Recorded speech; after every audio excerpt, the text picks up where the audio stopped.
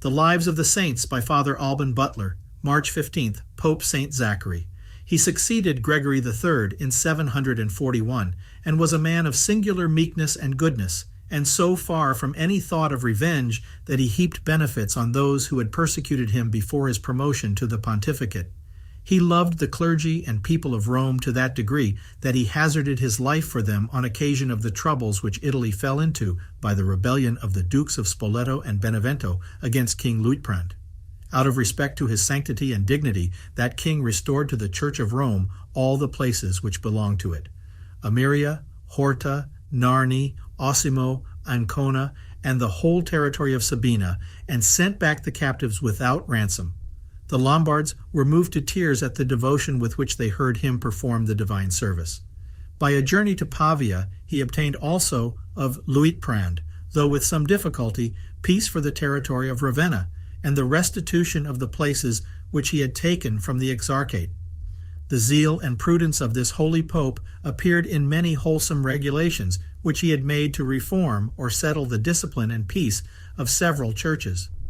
Saint Boniface, the apostle of Germany, wrote to him against a certain priest, named Virgilius, that he labored to sow the seeds of discord between him and Odilo, Duke of Bavaria, and taught, besides other errors, that there were other men under the earth, another sun and moon, and another world. Pope Zachary answered that if he taught such an error, he ought to be deposed.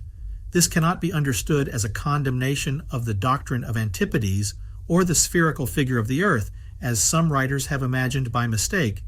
The error here spoken of is that of certain heretics who maintained that there was another race of men who did not descend from Adam and were not redeemed by Christ.